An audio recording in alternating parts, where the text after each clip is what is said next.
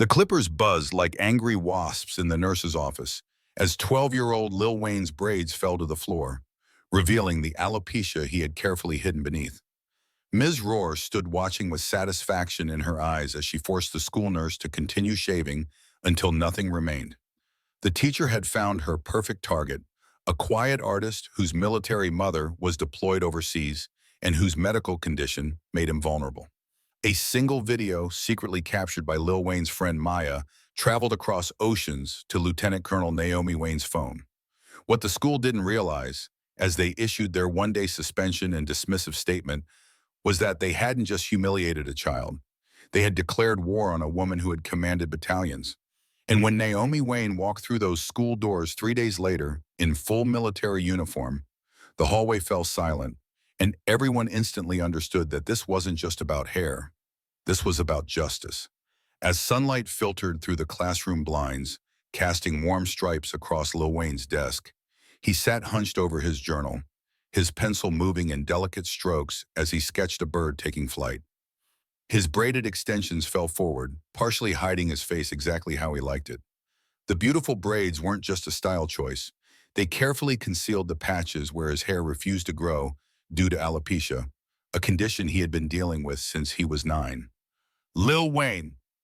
Ms. Rohr's sharp voice cut through the classroom. What do you think you're doing? Lil Wayne's hand froze mid-stroke. Just finishing my notes, Ms. Rohr, he said quietly, not looking up. Ms. Rohr strode down the aisle, her heels clicking against the linoleum floor. At 47, she had taught 7th grade for over 20 years and prided herself on maintaining discipline. That doesn't look like algebra to me, she said, snatching the journal from Lil Wayne's desk. The class fell silent as she flipped through the pages of intricate sketches.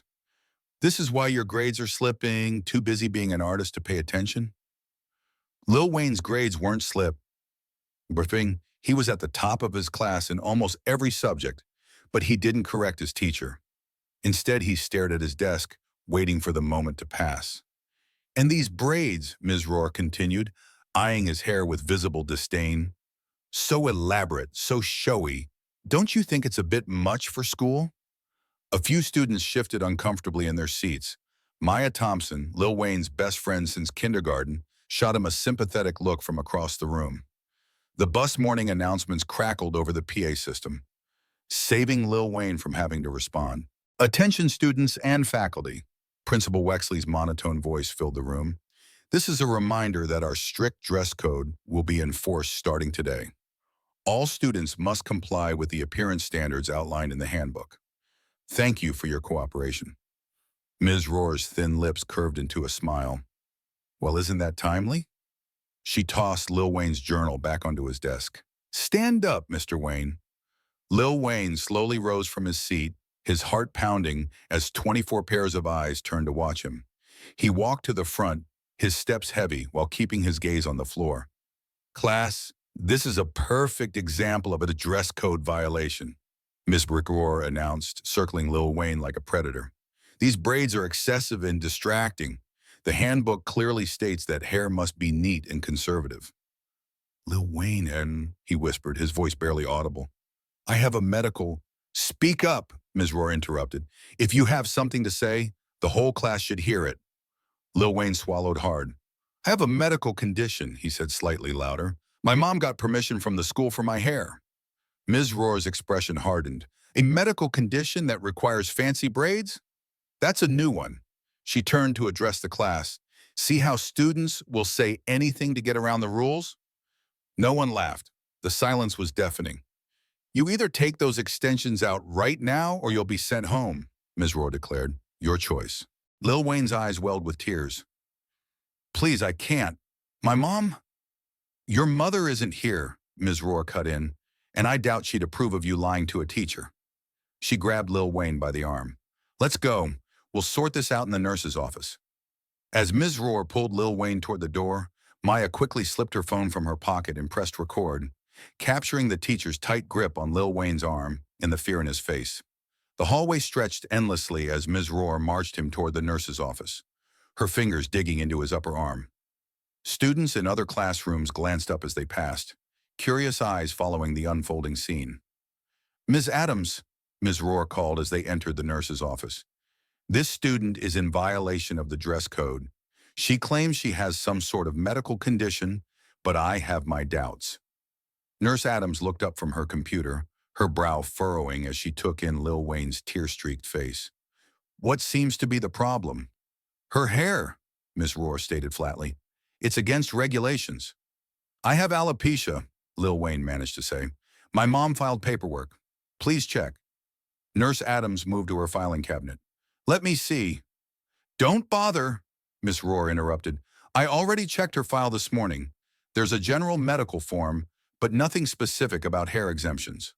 This was a lie, but Lil Wayne was too overwhelmed to challenge it. But my mom talked to Principal Wexley, Lil Wayne insisted. Please call her. Your mother's deployed overseas, isn't she? Ms. Rohr's tone was suddenly sympathetic, though her eyes remained cold. Look, I understand this is difficult, but rules are rules. We need to remove these extensions for cleanliness and equality. Nurse Adams hesitated. Shouldn't we call her father first? I have parental permission on file, Ms. Rohr lied again, her voice confident. This is a school policy matter. We're authorized to enforce the dress code. Still uncertain, Nurse Adams glanced between Ms. Rohr and Lil Wayne. I suppose if there's permission. There is, Ms. Rohr assured her. Now do you have clippers? These extensions need to come out. Lil Wayne's blood ran cold. No, please, he begged. My hair, you don't understand. But Ms. Rohr was already guiding him into the exam chair. Nurse Adams reluctantly brought out a set of clippers from a cabinet, still looking unsure. This is for your own good, Lil Wayne, Ms. Rohr said, switching on the clippers. The mechanical buzz filled the small office. Everyone follows the same rules here. With a swift motion, Ms. Rohr began removing Lil Wayne's braided extensions, revealing the patchy, sparse hair beneath. Tears streamed down Lil Wayne's face as he watched pieces of his carefully crafted camouflage fall to the floor. See? That wasn't so bad, Ms. Rohr said, her voice falsely cheerful. But she didn't stop. The clippers continued to move across Lil Wayne's scalp, taking what little natural hair remained. That's enough, Nurse Adams finally intervened. But the damage was done. Lil Wayne sat in the chair, nearly bald, looking like a stranger to himself in the small mirror on the wall. There, Ms. Rohr said, switching off the clippers. Now you're in compliance. Lil Wayne couldn't speak. His body shook with silent sobs as his hands reached up to feel his exposed scalp. The cold air of the nurse's office stung against his skin. I'll give you a few minutes to collect yourself, Ms. Rohr said, placing the clippers back on the counter. Then you can return to class. She exited the office, leaving Lil Wayne alone with Nurse Adams. I'm so sorry, the nurse whispered, clearly distressed. I should have. I didn't realize she would. She stopped, unable to find the right words. Let me call your father. But Lil Wayne couldn't respond. He curled into himself, his entire world shattered. I want my mom, he finally whispered. I'll call your dad right away, Nurse Adams promised, reaching for the phone. Just wait here. She stepped out of the office, leaving Lil Wayne alone with his reflection. Minutes later, the door cracked open. Maya peeked in, her eyes widening at the sight of her friend. Without a word, she rushed to Lil Wayne's side, pulling off her hoodie and gently placing it over his head. I saw what happened, Maya said, her voice trembling with anger. I recorded some of it. My sister's going to help us. That witch can't get away with this. Lil Wayne said nothing. He pulled the hoodie tightly around his face and stared blankly ahead. That evening, as the video began circulating online, the school issued a brief statement. We are aware of a disciplinary misunderstanding that occurred today. The teacher involved has been suspended for 1 day while we investigate the matter. The privacy of all parties will be respected during this process. No mention of the shaving, no mention of Lil Wayne's medical condition, no mention of the humiliation a 12-year-old boy had endured at the hands of someone meant to protect him. Eric Wayne paced the living room floor, his cell phone pressed tightly against his ear. Naomi, call me as soon as you get this, he said, his voice strained. It's about Lil Wayne. Something happened at school. It's bad. He ended the call and ran a hand over his face, exhaustion etched in every line. Colonel Naomi Wayne was 3 weeks into a classified operation overseas. Communication was limited, and Eric had no way of knowing when she'd receive his messages. Right now, he was on his own. Upstairs, Lil Wayne hadn't spoken a word since Eric picked him up from school. He had simply handed his dad the hoodie Maya had given him and walked silently to the car. His exposed scalp was a shocking sight that had unleashed a flood of emotions for Eric to contain: anger, confusion, heartbreak, and a burning desire to march back into that school and demand answers. But Lil Wayne needed him more, so he drove home, helping his son inside when his legs seemed too weak to carry him. Now he sat motionless on his bed, staring at the wall, the hoodie pulled back over his head. Meanwhile, across town, Principal Thomas Wexley had called an emergency meeting in his office. The blinds were drawn, and his secretary had strict instructions not to interrupt. "This is a nightmare," Wexley muttered, loosening his tie. At 58, he had hoped to coast through his final years before retirement without incident. "What the hell were you thinking, Evelyn?" Miss Rohr sat stiffly in one of the visitor chairs, her posture defensive. "I was enforcing the dress code as instructed." The boy was being defiant. The third person in the room, Harold Brennan, the school district's attorney, cleared his throat. "Let's focus on damage control. The video doesn't show the actual haircut. We can frame this as a miscommunication." "Miscommunication?" Wexley's voice rose. "She shaved a student's head." "Partial video evidence," Brennan countered coolly. "It's her word against the students, and we have the new dress code policy to back us up." Ms. Rohr nodded. The boy claimed to have some medical condition, but there was nothing specific in his file about hair exemptions. "Was there anything about alopecia?" Wexley asked, remembering a conversation from months ago. "Not that I saw," Mr. Rohr answered, perhaps a bit too quickly. Brennan tapped his pen against his legal pad. "Here's our approach. We acknowledge that a disciplinary incident occurred. We say proper procedures weren't followed, hence the one-day suspension. But we don't admit to any specific actions. We cite student privacy laws to avoid details. And if the parents push," Wexley asked, "we suggest private mediation?" "Exactly," Brennan replied. "Keep it out of the courts. Offer counseling for the student. Maybe a transfer to another classroom." Wexley nodded slowly. "Fine. Draft a statement. I want this contained by tomorrow morning." As the adults plotted, Lil Wayne sat in his darkening bedroom. His sketch pad lay open beside him, but the pencil remained untouched. The characters he had created, brave, colorful heroes who overcame obstacles, seemed childish now, meaningless. He ran his hand over his scalp again, feeling the uneven patches where Ms. Rohr had been particularly rough with the clippers. The physical sensation was strange, but it was nothing compared to the hollowness inside him. In his mind, he kept replaying the moment when the first braid fell to the floor, the sudden exposure, the laughter in Miss Rohr's eyes, the helplessness. Eric knocked gently on his door. "Dinner's ready, sweetheart," he called softly. Lil Wayne didn't respond. He hadn't spoken since climbing into his dad's car that afternoon. "Lil Wayne," Eric pushed the door open slightly. "You need to eat something." He turned away from his father, pulling the covers over his head. Eric sighed, his heart breaking for his son. "I'll leave it here," he said, placing a plate on the desk. "Try to have a few bites, okay?" When Lil Wayne didn't respond, he added, "I love you, buddy. We're going to fix this." "But how do you fix something like this?" he wondered as he closed Lil Wayne's door. In another part of town, Maya Thompson sat at her sister Jasmine's kitchen table, watching her upload the video clip. "Are you sure we should do this?" Maya asked nervously. "Lil Wayne is so private. He might not want everyone to see." Jasmine, a college sophomore and budding activist, looked up from her laptop. "This isn't just about Lil Wayne, Maya. This is about every black boy who's been policed for his appearance. This is about power and who gets to exercise it." "But Lil Wayne will thank you someday," Jasmine assured her. "Sometimes the only way to fight injustice is to expose it."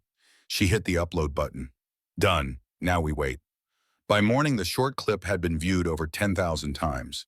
Comments flooded in, most expressing outrage, some questioning what happened before the recording started, others demanding to see the full story. Maya texted Lil Wayne repeatedly but received no response. Jason Reed, the school's art teacher and Lil Wayne's favorite instructor, caught wind of the incident during his morning prep period.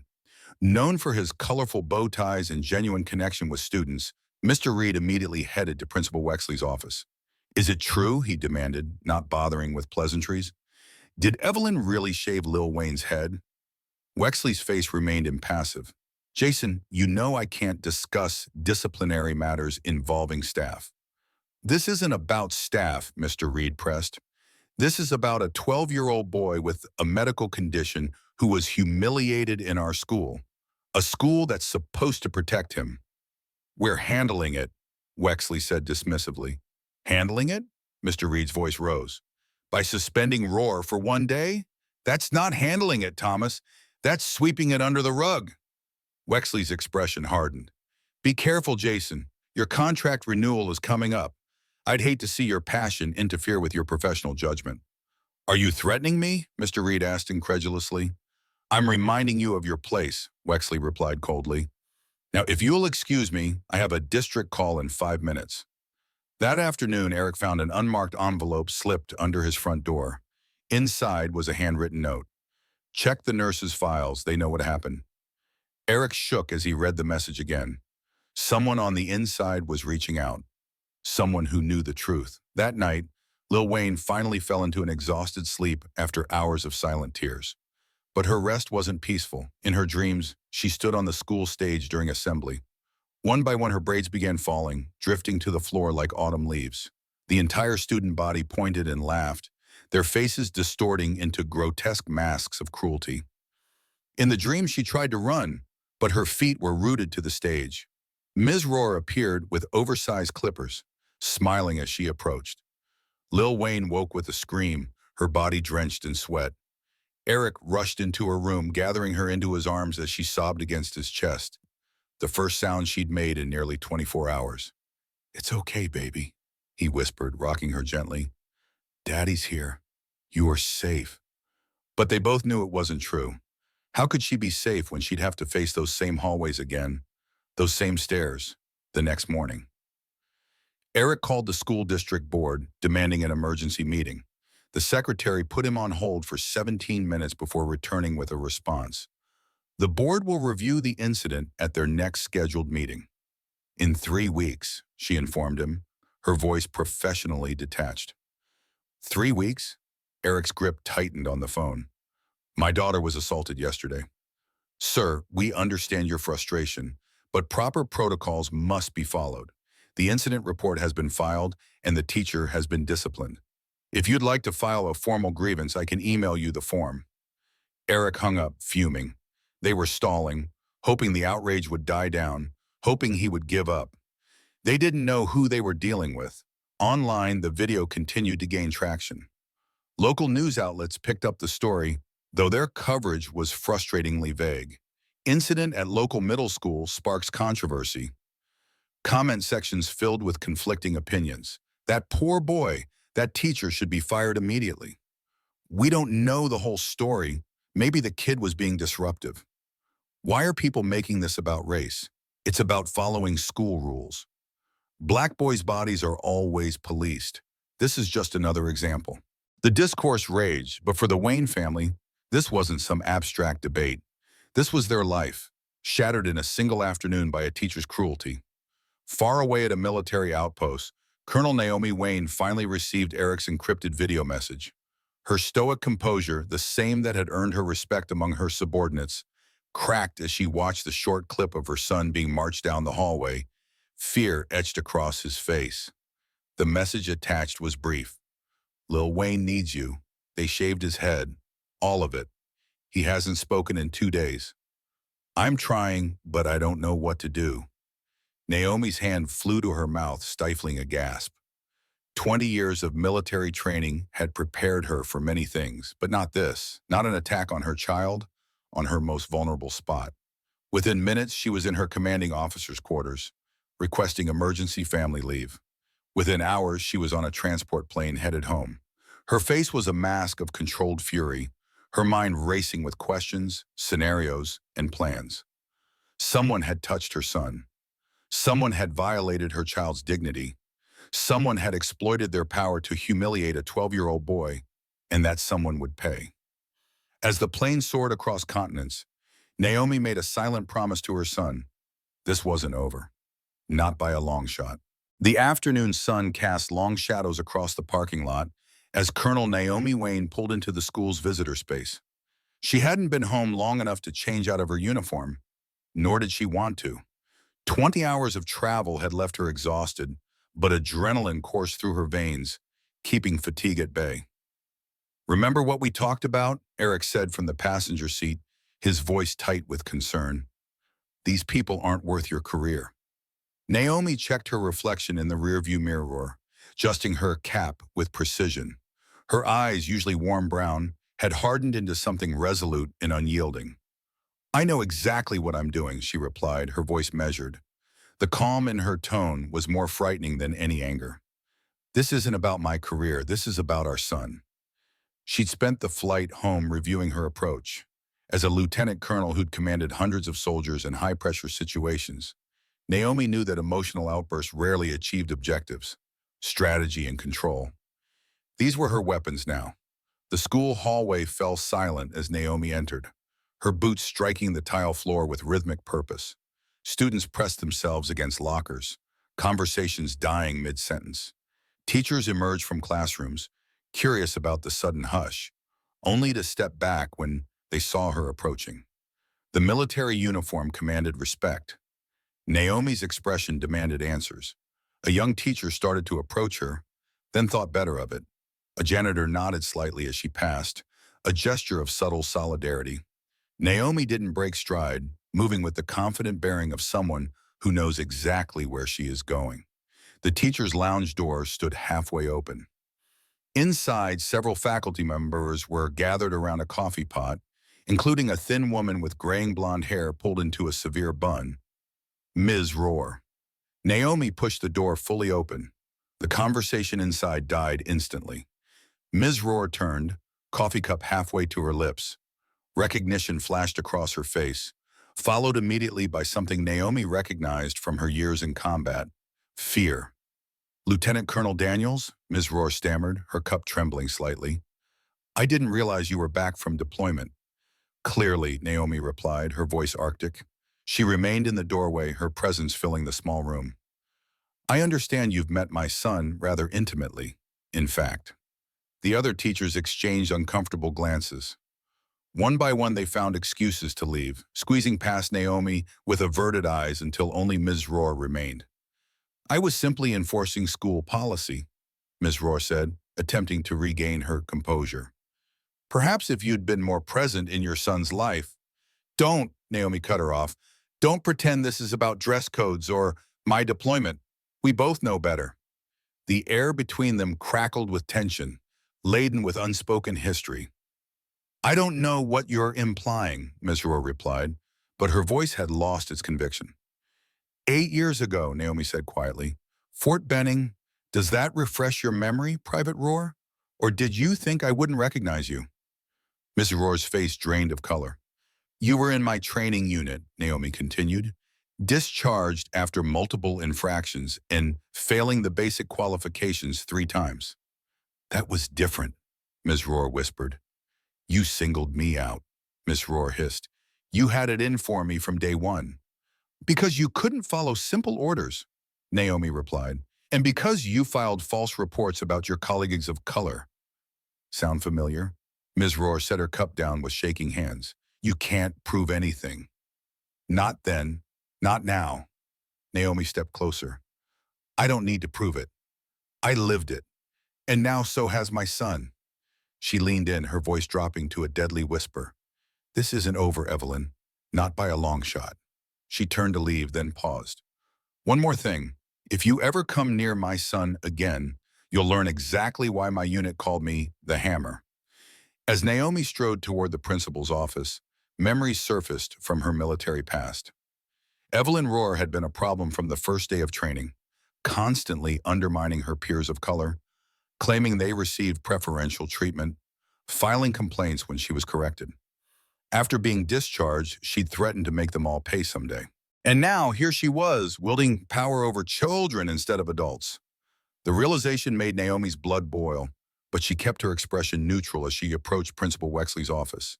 His secretary attempted to stop her. "Do you have an appointment?" Naomi didn't break stride. "He'll see me." She opened Wexley's door without knocking. The principal looked up from his computer, irritation flashing across his face before recognition set in. "Mrs. Daniels?" he said quickly, standing. "We weren't expecting—" "Lieutenant Colonel Daniels," she corrected him, "and you should have been expecting me the moment your teacher assaulted my son." Wexley gestured to a chair. "Please sit. I understand you're upset." "I'm not upset, Mr. Wexley." Naomi remained standing. "I'm methodical. There's a difference." She placed a military folder on his desk. The label read Incident Report, Wayne versus Rohr and Wexley. Assault and battery, educational negligence, civil rights violation. "What's this?" Wexley asked, not touching the folder. "This," Naomi said coldly, "is what handling a situation looks like. My team has already compiled witness statements, medical documentation of Lil Wayne's condition, and copies of all the permission forms we filed with your office last year." Wexley's confident demeanor faltered. "Now let's not get ahead of ourselves. Ms. Rohr has been disciplined." "A one-day suspension is not discipline," Naomi interrupted. "It's a vacation." She tapped the folder.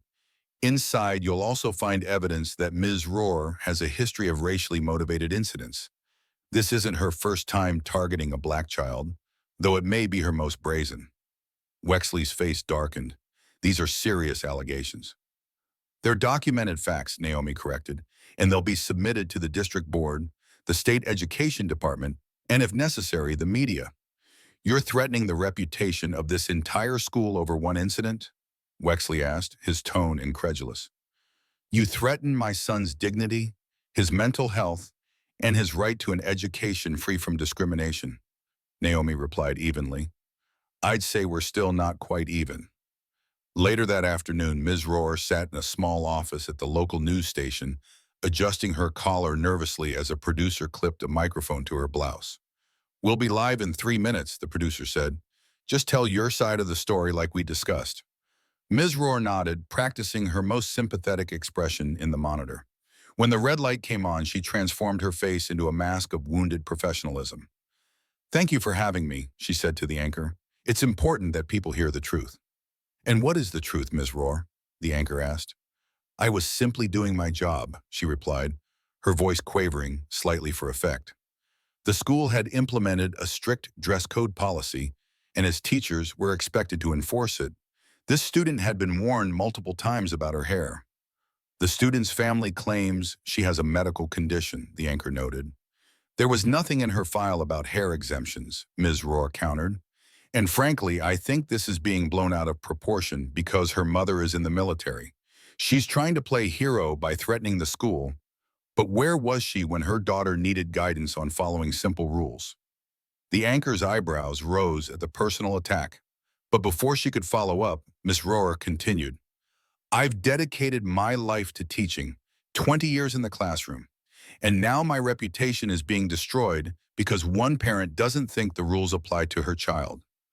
Across town, Eric Wayne waited until nightfall to return to the school. The anonymous note about the nurse's files had been eating at him all day.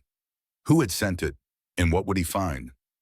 The janitor who nodded at Naomi earlier was waiting by the side entrance, keys in hand. "Frank Williams," he introduced himself, his voice low. "My daughter had Ms. Rohr 3 years ago. Trust me, I know what that woman is capable of." "Thank you for this," Eric said, shaking the man's hand. "I don't want to get you in trouble." "Some things matter more than a bomb," Frank shrugged. "The nurse's office is down the hall, third door on the left. The files are in the cabinet marked medical alerts." Eric moved quickly through the darkened hallways, the beam of his flashlight bobbing ahead of him. The nurse's office was unlocked, as Frank had promised. He headed straight for the file cabinet. It took him 15 minutes of searching before he found it. A complaint form Lil Wayne had submitted 2 weeks before the incident. In it, he described how Ms. Rohr had made repeated comments about his hair, calling it distracting and unprofessional. The form was signed and dated, but there was no indication it had ever been processed. Scrawled across the bottom in red ink were the words, "No action required." Eric photographed the document with his phone, his hands shaking with anger. They'd known, they'd had warning, and they'd done nothing. While Eric gathered evidence, Naomi sat at her home office desk methodically filing formal complaints with every relevant authority: the State Board of Education, the Office for Civil Rights, the American Civil Liberties Union, the National Association of School Principals. Each complaint was meticulously documented, her military precision evident in every detail. When she finished, it was past midnight. She checked on Lil Wayne, who had finally fallen asleep, clutching his sketchbook. Then she rejoined Eric in the kitchen. "Find anything?" she asked as he showed her the photos from the nurse's office. "They knew, Naomi," Eric said, his voice breaking with barely contained rage. "Our baby tried to tell them, and they ignored her." Naomi studied the document, her expression hardening. "Principal Wexley's signature is on this form. He personally declined to investigate." She looked up at Eric. "They're going to regret that decision." The next morning, Principal Wexley called Mr. Reed into his office. The art teacher entered wearily, noting the presence of the district's lawyer. "Jason, effective immediately, you're being placed on administrative leave," Wexley announced without preamble. "What?" Mr. Reed stared in disbelief. "On what grounds?" "Disrupting the educational environment," Wexley replied. "Several parents have complained that you've been discussing the Wayne situation in class." "That's not true," Mr. Reed protested. "Students have questions. I've simply reminded them to be kind to their classmates during a difficult time." "Your contract specifies that teachers will not introduce controversial topics in the classroom," the lawyer interjected. "Your leave is paid, but we expect you to turn in your keys and clear out your desk by noon." Mr. Reed stood slowly, anger radiating from him. "You know what happened to that child was wrong. Everyone in this building knows it. And this is how you respond, by silencing anyone who speaks up?" "That will be all, Mr. Reed," Wexley said dismissively. As news of Mr. Reed's forced leave spread through the school, Naomi prepared for her most public move yet. Dressed in her full uniform, medals gleaming under the studio lights, she sat across from a national morning news anchor. "Lieutenant Colonel Daniels," the anchor began, "thank you for joining us. Can you tell us what happened to your son?" Naomi looked directly into the camera, her voice steady. "My son, Lil Wayne, has a medical condition called alopecia that causes hair loss. He wears extensions to protect his scalp and his privacy. Last week, a teacher at his school forcibly shaved his head, claiming it violated the dress code. The school has stated this was a miscommunication," the anchor noted. "There was no miscommunication," Naomi replied firmly. "There was deliberate cruelty and institutional cover-up. We had filed all the proper medical exemption forms. My son had submitted a complaint about this teacher's targeting behavior 2 weeks prior. The school ignored every warning sign. What do you hope will come from sharing your story?" Naomi leaned forward slightly, her gaze unwavering. "Accountability, justice for my son, and change so no child ever experiences this kind of violation again." She paused, choosing her next words carefully. "I've served this country for 20 years, protecting American values like dignity and equality. If the system won't protect my son, I will dismantle it myself and rebuild it better." The interview ended, but Naomi's words echoed across social media, igniting a firestorm that would soon engulf the entire school district. By nightfall, Naomi's interview had been viewed over 2 million times. Clips circulated on every social media platform, her final statement becoming a rallying cry for parents across the country. "If the system won't protect my son, I will dismantle it myself." The family's phone rang constantly, news outlets requesting interviews, parents sharing similar stories, civil rights organizations offering support. Eric fielded the calls, carefully documenting each one while Naomi focused on their legal strategy. But most importantly, they focused on Lil Wayne. The boy remained withdrawn, speaking little and eating less. His once vibrant sketches had turned dark and chaotic, pages filled with harsh lines and shadowy figures. Still, he clung to his art supplies like a lifeline, spending hours hunched over his sketchbook in silent concentration. By morning, a small group of protesters had gathered outside Lakeside Middle School, their numbers growing with each passing hour. Parents, former students, and community members held signs reading, "Justice for Lil Wayne and protect our children." Among them was Maya, accompanied by her mother and sister. When reporters approached, asking for interviews, Maya politely declined. "I'm just here for my friends," she told them. But her sister Jasmine was more vocal. "This isn't an isolated incident," Jasmine told a local reporter. "Ms. Rohr has been targeting students of color for years. Ask any alumni." Her words sparked a flood of social media posts from former students, each sharing their own experiences with the teacher. "She made me wash my face in front of the class because my makeup was too ethnic. She said my natural hair was unprofessional and would limit my career options. She told me my name was too difficult and called me Amy, or all year instead of Amara." The stories mounted, creating a damning pattern that could no longer be dismissed as misunderstanding or miscommunication. Inside the school, tension filled the hallways. Students whispered about Lil Wayne, about Ms. Rohr, about the protesters. Outside, teachers struggled to maintain focus, aware that every word could become part of the growing controversy. Late that evening, Naomi received an unexpected email from someone named Alex Baker, identified as the school's IT technician. "Mrs. Daniels," it read, "I've been following what happened to your son. There's something you should know. The full security video from the nurse's office exists, or at least it did. Principal Wexley ordered me to delete it from our servers the morning after the incident. I told him it was gone, but I might be able to recover it from our backup system. If you're interested, we can meet somewhere off school grounds." Naomi forwarded the email to their lawyer before responding with a meeting location. This could be exactly the evidence they needed. Unedited footage showing exactly what had happened to Lil Wayne. But Alex never showed up. 2 days passed with no word. Naomi tried calling the number he'd provided, but it went straight to voicemail. She was considering filing a missing person report when her phone chimed with a text from an unknown number. "Tell your hacker to stop digging, or we'll bury him." A chill ran down her spine. She immediately forwarded the message to her military contacts in cybercrime, then called Eric. "They're threatening Alex," she said without preamble. "Whoever they are." "The school administration wouldn't go that far," Eric replied, uncertainty in his voice. "Maybe not Wexley," Naomi agreed, "but someone's pulling strings here. This is bigger than one teacher or one principal." While Naomi worked to uncover the truth and locate Alex, Lil Wayne continued his silent recovery at home. He hadn't returned to school. He couldn't face those hallways, those stairs, but he had begun painting again. The first few canvases were dark, almost abstract swirls of black and gray with jagged red lines cutting through. But on the fourth day, something changed. He began a new painting, a barren tree, its branches stretching across the canvas like beseeching arms. Most of the leaves had fallen, scattered around the trunk in shades of brown and gold. But in the corner, almost hidden, a tiny green spray pushed through the soil.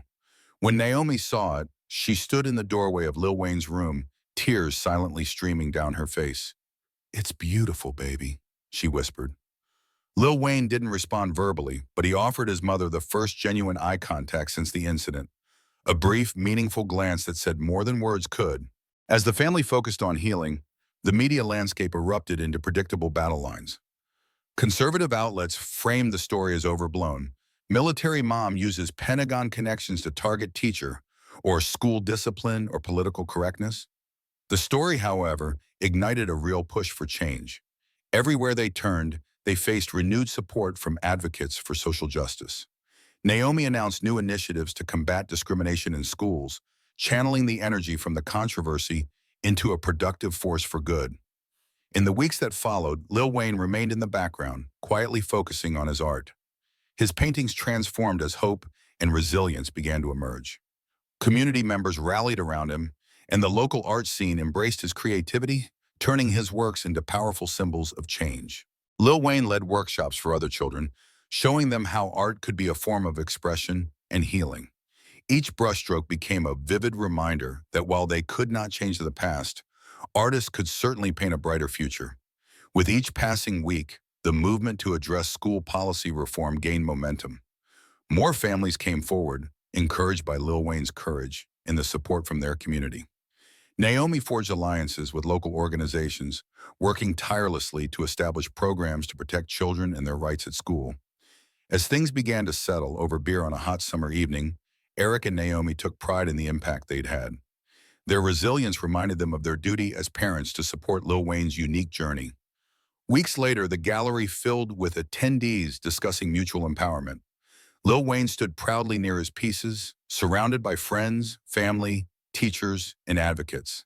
The sense of unity was palpable. Together, they had tackled a grave injustice and fostered an opportunity for teachers, families, and students to express their voices and experiences. Together, they smiled at the future as individuals marked by change.